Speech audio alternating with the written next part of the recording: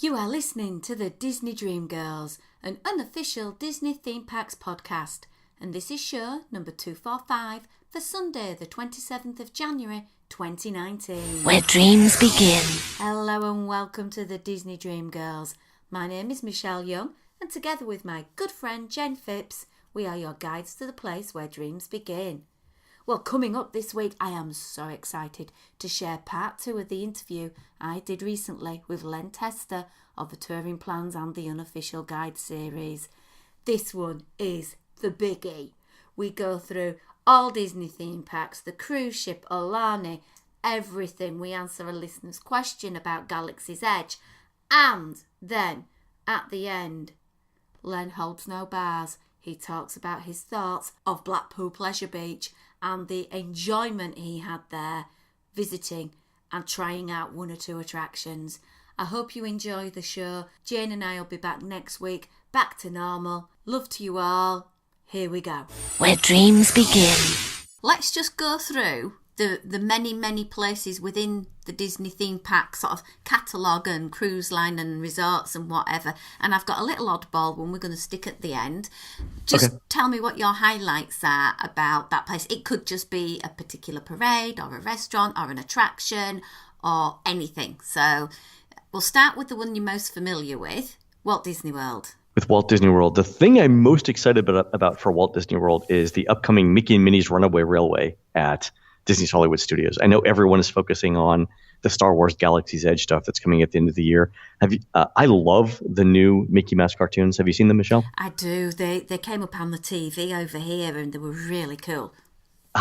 So the Great Movie Ride has been replaced with a ride called Mickey and Minnie's Runaway Railway that is based on the new cartoons with the same humor and the same character styles and the same actors doing the voices. I think that is going to be the surprise hit of 2019. Everyone's expecting Galaxy's Edge to be great. I'm sure it will.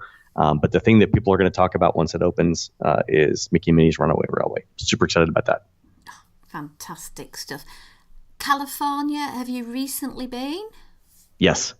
Tell me, what's your highlight things for there? So there are a couple of things there. One, obviously, Galaxy's Edge opens, I think, around June 21st is the expected date now. Mm-hmm. The thing that I am most interested to see there is how they handle the crowds. The reason for that is we know that when Disney has done special events in the past, people will camp out overnight to get into them. So the last time Disneyland did a 24-hour event, people started getting in line at 6 p.m. the night before. But that wasn't the same thing as an entire land opening up based on Star Wars, where people are very, very passionate about that entire storyline. I'm very interested to see how Disney handles 5,000 people who want to spend 2 days in line or 3 days in line so that they can be among the first to get into Galaxy's Edge. Just how they handle the crowds to me is going to be fascinating. And the same thing's going to be true here in Disneyland, Disney World, but Disneyland's going to do it first. So I'm very excited to see that. The other thing I think is interesting there is that they've closed a number of restaurants in the downtown Disney area of Disneyland, and now they're trying to bring them back. Yeah, it's like resuscitation of the corpse in the corner, really, isn't it? Yeah, it's like you've broken up with your boyfriend or girlfriend, and then like 3 months later, you're like, no, that was a terrible idea. What do I need to do to get you back? That's basically what they're doing, but in public and with restaurants instead of boyfriends and girlfriends. I am very excited to see how this all turns out.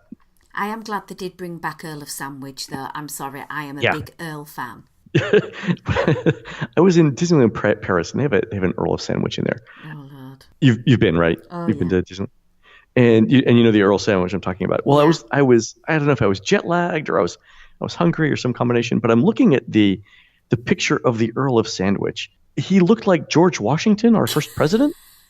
And I'm trying to think to myself, why does a French sandwich shop in Disneyland Paris have a picture of George Washington? Like, what's the connection here that I'm trying to figure it out? I'm like, oh, it's the Earl of Sandwich. Never mind. I'm glad I didn't say that out loud. Let's just forget about that I even said that. Let's just sweep that under the carpet. And we've got Bugs Land as well going, and we've got Marvel Land coming. That's right. So Bugs Land's going, Marvel is coming. I think that's more of a 2020, 2021 thing. We'll see what happens there. Those are super interesting attractions. I'll be interested to see what they actually have planned for that, like what actually gets built. So thinking about California as well, they've just announced all their price hikes. Woo! Yeah. It's one of those things, though, where I think the right hand of Disney doesn't know what the left hand is doing. So on the one hand, they say that they're trying to raise prices to spread crowds out more evenly, which I get, right? The higher the price something is, the less people will use of it. On the other hand, they have a monthly payment plan for all of their passes that makes it super affordable, even for for most of the passes. It actually mitigates much of the price increase. So, for example, if Disney raises prices $100 on a pass or $200 on a pass, that's somewhere between $8 and $16 a month, right? Five to 10 pounds. Nobody cares about 5 to 10 pounds, right? It's basically like, okay, well, I will go to McDonald's once less per month, and now I have affordable. So everyone finds a way to afford that. And so my point to Disney is, if you were really serious about using cost to control crowds, you would get rid of the monthly payment plan.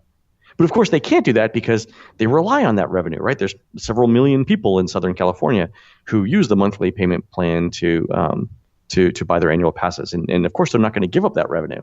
So they're trying this thing where we're going to raise prices, but we can't figure out how raising the prices and the monthly payment plan work together. So basically, it's all they can raise the prices all they want. We all complain about it, but everyone still goes. True. Can you foresee them putting the prices up again before we get Galaxy's Edge opened? In Disneyland? I would be surprised in Disneyland if they did. In Disney World, I expect one more price hike between now and summer. Like I'm thinking April, May, somewhere in there. Because that'll be... Normally they update prices in February for Walt Disney World, but they just did it in October. I think they want to wait 6 months before doing another one. But we will see another price hike before Galaxy's Edge opens here. Because we haven't got a date for Walt Disney World anyway. They've just sort of kept it very quiet. The AP blackout dates are still around December 19th, which is what they were last year as well. And Disney's now saying fall of 2019 instead of late fall. So I've actually got a series of reservations that start November 1st and go through the end of December in 5-day rolling increments. I'm just going to pick the one that when they announce it, I'll just stick with that one and go. I've got a very dear friend, Anthony Markham, who has planned a trip in December, and he is keeping everything crossed. It's early December for it.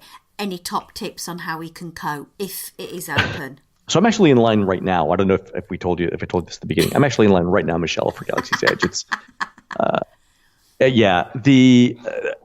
when we did the last edition of the unofficial guide, I had to call various people within Disney and ask them that exact question. Like, what are you going to do for the people in line? And the answers I got back were, frankly, amazing. The answers tended to be in two categories. One, people won't do that. People can't camp out overnight to get into Star Wars land. And then the second answer was, we haven't started thinking about that yet. My response to the first one was, are you familiar with your customers? Because I'm telling you right now, as soon as you say Galaxy's Edge opens on this day, 3 days before that, people will show up with sleeping bags. And I was serious. I said, people will show up with sleeping bags.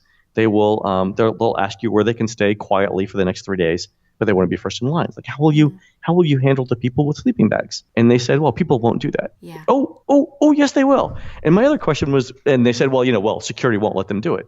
That was their next point.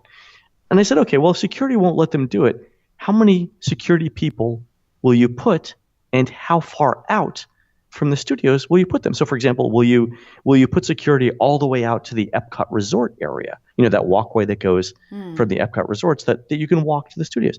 Like, will you put them out there? And I'm like, well, we haven't thought of it yet. And they said, well, let me tell you what's going to happen.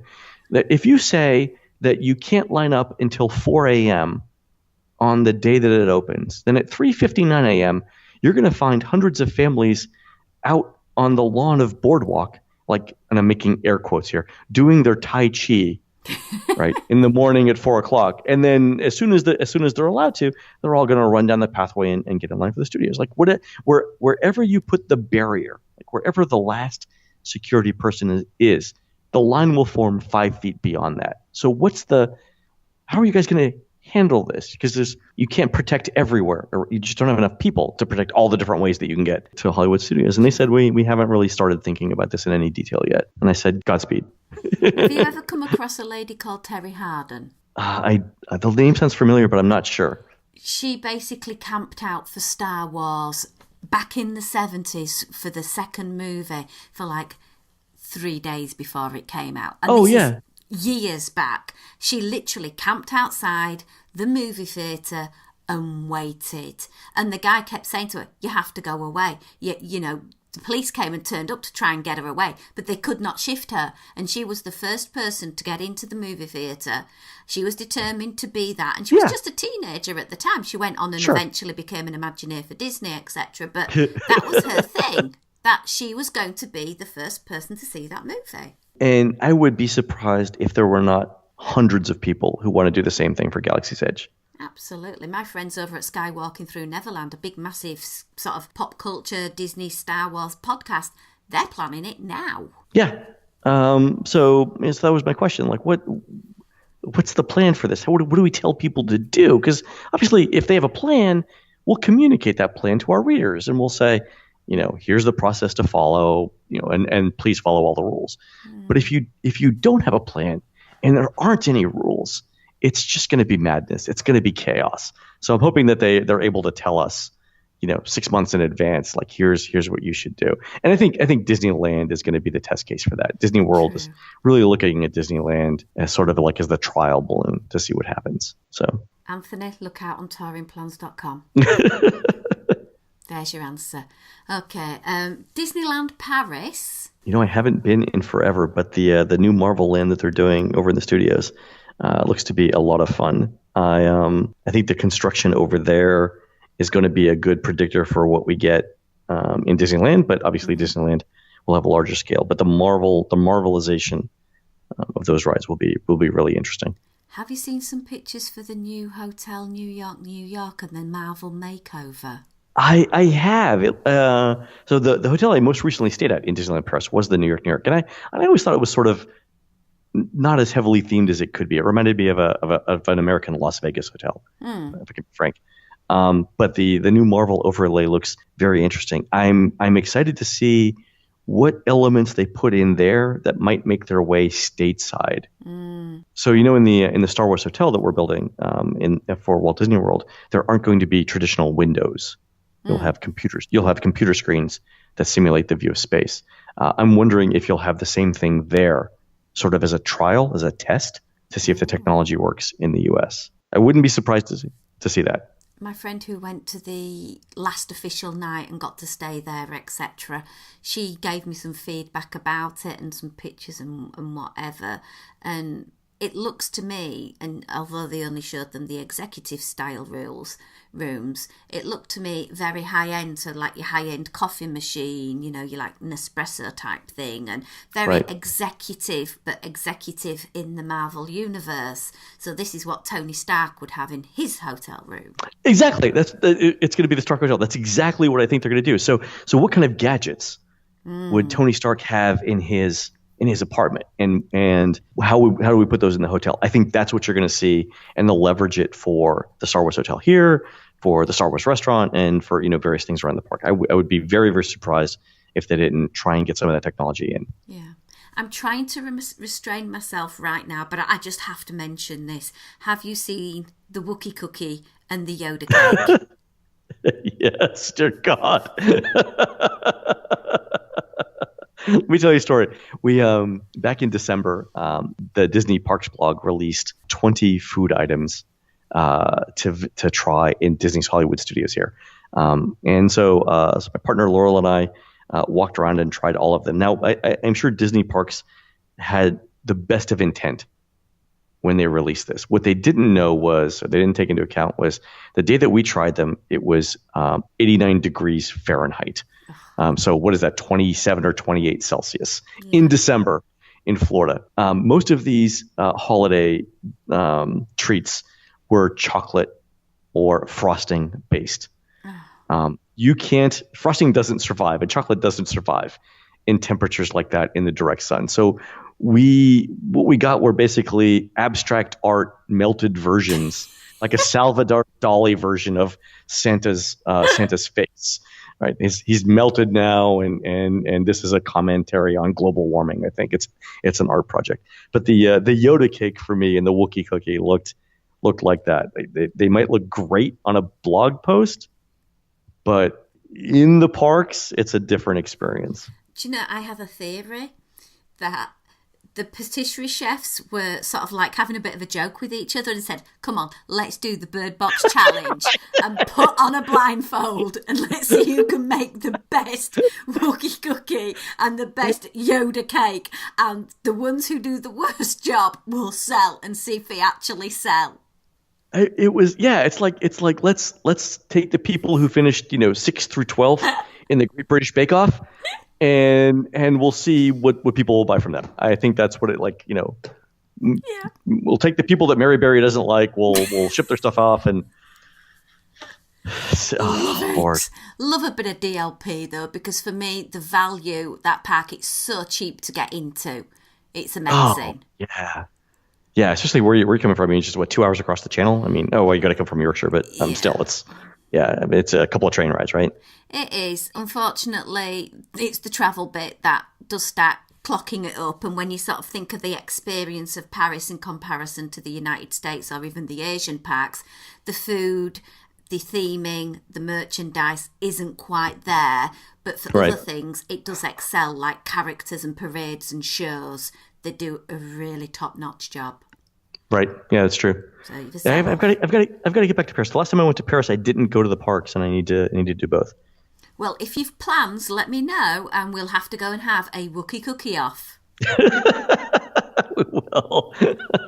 It's fantastic. What about over in Asia then? Hong Kong? Hong Kong. I'm not familiar with anything going on in Hong Kong. The big developments are in Tokyo Disneyland, where they're getting massive new lands based on Frozen, and that's incredible. That's an incredible expansion over there. And that park, I've never been. I've got friends who've been to both. Well, I've got friends who've been to the whole shebang, but Tokyo and Disney Sneak particularly just looks and sounds such a Disney dream. It's massive. It's $2.25 billion US for the expansion. I mean, it's the same that Disney is spending on Galaxy's Edge in both parks in the U.S. combined, and so they're doing a Frozen area with I guess it's a copy of Maelstrom, basically the boat ride, a restaurant, I guess sort of like Beauty and the Beast. There's a Tangled area with another boat ride. There's a restaurant there, the Snuggly Duckling. There's a new the Peter Pan section with 2 more rides with an updated version of the classic sort of Peter Pan ride. There's a new hotel. Obviously, there's another restaurant. It's massive. Oh, and then Beauty and the Beast and the Big Hero 6 coming next year, I think. So just the amount of development that's going over there is great. I've got to make it over there. Yeah. Have you not been able to make it to the Far East yet? I haven't yet. It's the year that I wanted to take my daughter was the year of the Fukushima nuclear reactor disaster and the tsunami, and I couldn't convince my ex-wife to let me take our daughter to an area that had just gone through both of those things. It was a difficult conversation, but we do have a developer who lives in Tokyo. Like one of our developers, Sarah, lives in Tokyo full time and goes all the time. Well, because obviously there's Shanghai as well, and again, since they've opened up more attractions as well. Because I've got friends who've just come back. Looks another amazing park. Right, so they've added. Have they officially announced Pandora for that? I don't think they have. Not that I've heard, anyway. They're still talking about it then. Be interesting to see what they tweak because of the very glitchy Animal Kingdom version. Right, but they've got their Toy Story Land now. They've recently done that, and it's the same as what we have in the States, which is interesting. But yeah, I think they're ready for another expansion there. Fantastic. Disney Cruise Line? The big thing we're waiting on right now are the 3 new ships, which I believe are 2021, 2022, and 2023. We should possibly by the end of this year start to hear about the new. We should hear by the end of this year the names for at least one of the ships, but we should start seeing hints about what the itinerary for the first ship is going to be. So the 2021 itineraries should be released sometime later this year. And the big questions we have there are what's going to be different on the ships and where they're going to go. So we know that at least one, possibly two of the new ships will be based in Port Canaveral. But we don't know what that means for the existing ships. There's a rumor that one of them will be permanently based out of Miami. I wouldn't be surprised if one of them went to the west coast of the United States and another one went to Europe on a more or less full-time basis. And then maybe Asia? That, for the third ship, when we get all of the ships delivered, yes, I think it's possible for one of the older ships to go to Asia. The thing that I've heard that's pulling that back is the lack of a casino on any of the ships. Like the Asian market apparently wants to gamble on cruise ships, and that's not what Disney does. So that's the big sort of question mark there. The other question mark is what they're going to do with the new Lighthouse Point property that they've purchased. Have you seen this? I have, yes. So that's so they've got Castaway Cay, obviously in the Bahamas, but they've recently purchased 750 acres of Lighthouse Point. And the interesting thing about that is they're looking at the next 100 years of the Disney Cruise Line with this development. So Castaway Cay, which you've been to Castaway Cay, Michelle? It is the most amazing place on earth. Best island in the Caribbean, right? Best island in the Caribbean. A wonderful time. It's 6 feet above sea level. If you look at the global warming climate change models and look at the projected sea level rise for the next 100 years, basically to the end of the century, the models estimate anywhere from a foot to 6 feet of sea level rise, depending on different things that we don't know were going to happen, depending on variables. The average is around 3 feet. Well, if Castaway Cay is 6 feet above sea level and seas rise 3 years by the end of Disney's lease in 2098, there's a decent chance that the thing that they leased for 100 years will be underwater halfway through it. Unless they decide to make it into an Atlantis-themed resort. Exactly. I didn't think of that. There could be extra theming. Yeah, I mean, this is Disney out of the box thinking. Oh, we've got a problem here. Let's turn it into an opportunity and charge people more. We've got a water problem. What we need to do is add more water. Yes, that's it. So Lighthouse Point is 50 feet above sea level, which means that any development that they do over the next 100 years should be relatively safe from at least sea level rise, if not global warming in general. That, I think, was a strategic move on their part. The other thing it allows them to do, as if they're adding 3 ships to a 4-ship fleet, there weren't enough days of the week to put everybody in Castaway Cay. They can now have the different cruise ships stop at different places in the Bahamas. So the new ships can go to the new ports. The old ships can go to to Castaway Cay. That's going to be interesting to see there. And then beyond that, I would like to see what Disney's going to do relative to the staterooms on each ship to be more competitive with what Royal Caribbean is offering. So there are relatively few suites on Disney Cruise Line ships. There are relatively few restaurants. Some of the big Royal Caribbean ships have 24 restaurants. Disney has 4 or 5. So it'll be interesting to see what they do with dining options, with suites, and then with onboard entertainment. Lots of big questions to be answered. So just at the end of the year, you went with your daughter over to Alani. Looked like it's amazing. Have you been to Alani? I haven't. For us in the UK, to logistically get to Hawaii is a biggie. Yeah. And it's to go over there and pay Disney dollar because it is incredibly expensive. I can't see it happening, although I do want a Olu. I am obsessed with the Disney bear type creatures. I've got the Duffy, I've got the Shelley May, I've got a cookie coming to me from Hong Kong as we speak, and the Olu, so cute, so cute. Anyway, Alani. So here's what I recommend with going with Alani. Have your partner book it like I did, and just don't ask what it cost. This way you don't have to worry about it. But it's breathtaking. But it is by far Disney's best resort. The best resort they've ever created in one place is Alani in Hawaii. The restaurants are spectacular. The resort itself is amazing. They've got a lazy river. They've got water slides. They've got fabulous pools. There's all kind of lush tropical landscaping. The weather is perfect all the time. And there is so much to do around the resort that I was there for a week. The only time I left was to go get groceries. Like I was perfectly content to be in Hawaii for a week and relax there. They've got I'll give you an example. So if you're familiar in Epcot, they've got the Agent P's World Showcase Adventure. They've got a similar thing in the resort in Aulani, but it's Hawaiian themed, and you're working with your aunt to help friends in need all around the resort, using the island spirits that are in the resort. They've got a snorkeling pool with saltwater fish that's separate from the actual ocean. Like they have their own standalone in the middle of the pool snorkeling area with fish that you can go in. They've got their own, obviously, beach that is protected from the rest of the ocean by a water break that prevents like super large waves from coming in, so that kids can run around in the water, or you can paddleboard without having to worry about falling over. It's fantastic. All the food tastes better because it's locally grown. It's just an amazing place. One day. A few quick last things, and then we'll go to the big highlight, pinnacle theme park resort. Recently come out in the news. Stop giggling because you know what we're going to be talking about.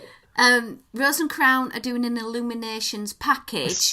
Do you reckon there's going to be some more of these overpriced dining packages to enable people to see illuminations before it disappears at the end of the summer?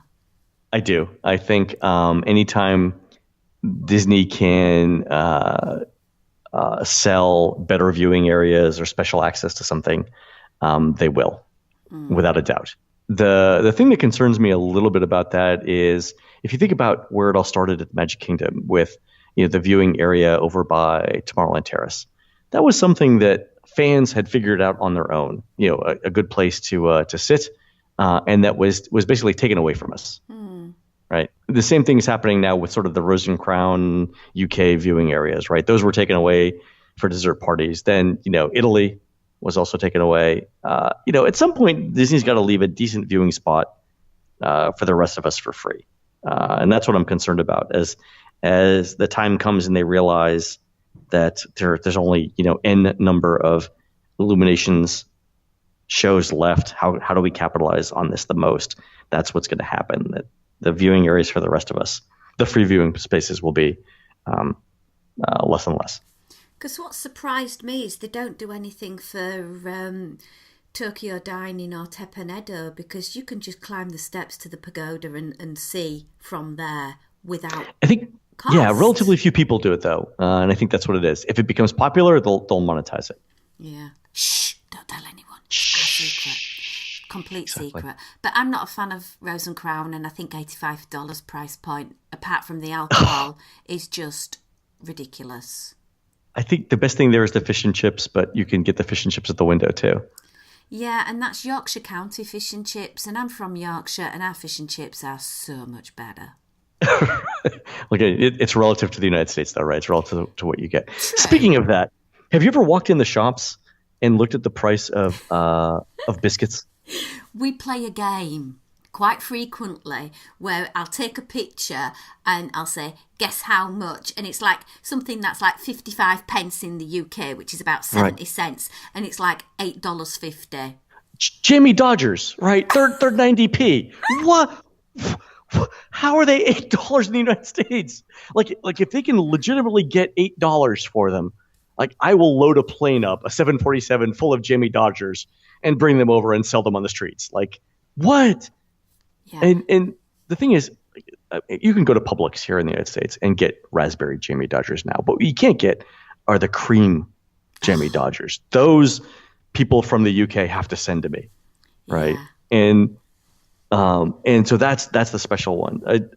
When I was, and I think we're going to talk about this in a second, when I was working on the British theme park books with Bob, my thing at the end of every day was I got off the tube, I'd pop into one of the shops, grab a sleeve of biscuits, and that would be my breakfast with tea the next morning before I went out. So I developed a love of British biscuits that you can only get in the UK or that you pay exorbitantly for in the United States. So it's a horrible addiction. that is expensive and time consuming. But that's where we're at now. We'll do an off-air deal. Drop me an email with an address and I'll send you some jammy Dodgers with the cream bit in the middle, just so that, we look after you while you're doing this next problem with regards to the dining plan versus non-dining plan and the difference in the reviews, just to keep it fueled for you. I appreciate that. Yeah, because you look down, it's like the whole sleeve is gone. What happened to the Jamie Dodgers? So don't ask. I know. Normally when I come out to Florida, people say, would you mind bringing me some curly whirlies? Or could you bring me some fruit pastels? Yeah, so the Cadbury chocolate is different in the UK versus the US. It's completely different. Yeah. It's fine. I'll sort it. Couple of last things. Merchandising at the moment, everything's purple. Everything is purple, but that changes. They're doing a really good job of getting people to try new things. It's basically what can we Instagram in terms of food. So last year there was the green slushy thing. The green wall had its moment. Then the purple wall had its moment. I think we're continuing with purple now. I expect Disney to keep doing the same thing. The purple churros look a little off-putting. Yeah. I've had friends who say you take a picture, then you throw it in the bin. Yeah, I can't imagine like if you eat all of that, what the inside of your mouth looks like an hour later. I think a lot of this really is for Instagramming. It's not necessarily for eating. Oh no, a friend of mine sent me a picture of her tongue looked like after she'd had the purple churro. I can guarantee the colour is going to be purple. Oh yeah. Oh, I'm sure. I'm sure it is. I'm just wondering what the next colour that in vogue is going to be, and I'm going to go down the route of teal. I think everything's going to be teal. Yeah, I mean, you think there'll probably be a red, there'll probably be a blue, a green, and so on. Yeah, I completely believe that. And we're going to end the show on an absolute highlight because, as you alluded a few moments to when we were talking about this off air, that you also were involved in the unofficial guide to the British theme parks. And I jokingly said, was this a pamphlet? Because I'm not a massive theme park fan. I'm a Disney theme park fan. And I know we've got one or two in the UK. And then you mentioned this particular place. Now, dear American listeners, if you come to the UK, you have to go to this place because Len says so. It is fascinatingly strange for a theme park. So Blackpool Pleasure Beach, right, is a turn of the 20th century theme park. It dates back almost 100 years, right? I mean maybe even more than that. And some of the rides look like that. Like the pirate ride looks like it's been around literally 100 years. But there are a couple of things that I honest to God loved about it. So I stayed at the Big Blue Hotel, right on the edge of the property. The first thing that I found that was different was it was the only theme park I'd ever been to at the time where not only did you go through a metal detector to get into it, but you got a quick pat down if you were a man as well. Like, you can't bring obviously guns or metal knives in, but just to make sure you don't have a wooden shiv, they're just gonna check you. And so my question is always like, what happened to prompt this particular policy? Like, was there a gangland riot over by Valhalla or by the Hot Ice Show? Like, where did the rumble take place that you guys decided you needed this policy? But the other thing was this. So I went on the pirate ride, which I thought was fascinating. It's the people who staff those rides are basically carnies that had been there themselves for 100 years. They've got tattoos on their arms. They're older looking gentlemen, very tough, very scraggly. They've basically made Blackpool Pleasure Beach their career, which is completely different than your average Disney cast member, right? Absolutely. But the two things that I thought were super interesting were how British safety and U.S. safety warnings are completely different. In the United States, you're seated in a lap bar. You're held down by the lap bar that doesn't move, right? There's a physical restraint that prevents you from doing things. And all of the rides are engineered. So even if you do something moderately crazy, you try and stand up and you extend your arms out as far as you can, you're probably not going to hurt yourself. There's a safety margin built into many U.S. rides that take into account the fact that we're idiots. Yeah. Right. in British theme parks, it's basically a warning that says, if you stand up in this ride, you will die. It's a sign that you see at the front of it, and that's the end of your warnings, right? So we went on, is it the Grand Prix ride, the one that's basically a roller coaster track where you're on a merry-go-round horse strapped with a single cloth safety belt that's barely hanging on? Grand National. Is that Grand National. It? Could be that. Normal roller coasters, you're in a car with sides and lap belts and restraints. On this, somebody pops you on a wood horse with a cloth belt that goes around you, and they send you off down a roller coaster. and you're like 30 feet in the air. And I'm thinking to myself, has any lawyer ever in the United Kingdom ever been on this ride? Apparently not. It was amazing to me. We have a saying in Yorkshire that you'll just sort of say, you'll be right. It be right. Just hold on, you won't fall off. You'll be fine. Don't worry about it. I held on. I think there are probably still claw marks on that wooden horse from where I was to try. And I know as I passed by the Big Blue Hotel that the people heard me screaming through their soundproof windows. I thought that was just completely different than anything in the U.S. The other thing was I had never been on a roller coaster as big as the big one, the Pepsi Max big one. Yeah. So if you've been on this, right? The launch hill that you go up is long enough for you to not only contemplate your relationship with God, but to come to grips with Him, like to actually have the conversation, like, Lord, I know we've not been in touch in a while, but we've got about 3 minutes here before I go down the bottom side of this thing. Let's talk about what I need to do, right? And you get to the top, and because Blackpool Pleasure Beach is actually on the beach, I'm pretty sure you can see New York. From the top of I can see my house from here. This is great. And then you teeter for a minute right before that first big hill, and you think back to yourself like, this park is 100 years old. When is the last time anyone checked the bolts on that particular support that I'm about to basically depend my life on? Like, was it the old guy with the tattoos back at Pirates? Was he the one that checked those bolts? Because now I'm not feeling good about things so much. And then they launch you down and you scream for the next 3.5 minutes and it's over. And you're like, oh, that wasn't so bad. I'll never do it again.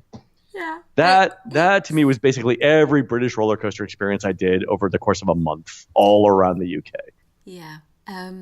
Blackpool's quite unique. It's a resort that was built up on people going on the Sharras, i.e. all the local factories and the mills, getting a big coach and taking everybody out to the coast for the day. And that's how the amusement park got built over there, because there were people coming to Blackpool and we wanted to entertain them, and it just got bigger and bigger. However, it has got a reputation, and I'm going to leave it at that, because I hear they have lawyers.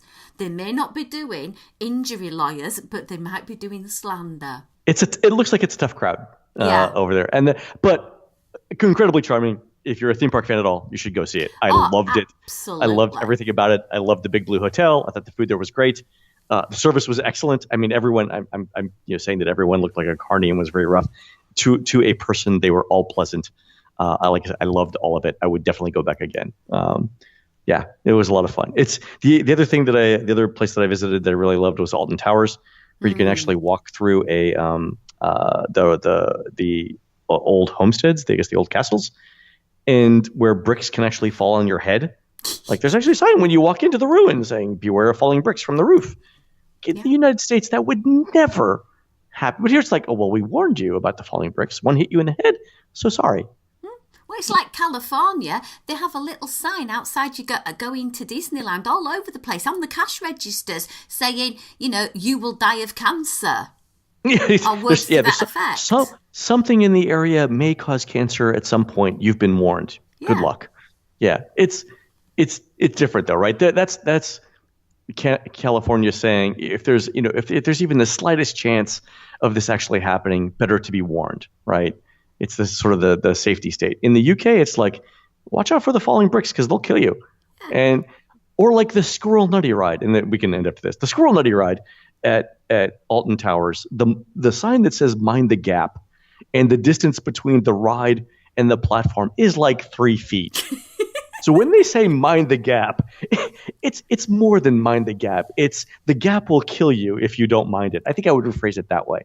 Yeah. But it's like, man up. Come on. Man up. Stop being such a wimp. This is why I think British people are smarter than the average American, because if they were dumber, they'd be dead already from going on the amusement park rides. So if they've got to the point where they've survived the amusement parks and they've had children, the children are obviously genetically smarter. That's the way I'm looking at this. That's my evolution topic dealt with. You've been so gratefully helpful with regards to my teaching content for the next few months. I'm absolutely... Thank you so much for being a guest. I have absolutely enjoyed chuckling my way through the last hour or so. Thank you. Really enjoyed it, and I hope all goes well over the next few weeks. Don't forget to send me the address for the Jammy Dodgers. I will. Thank you for Michelle. Thank you very much. And we will see you all real soon.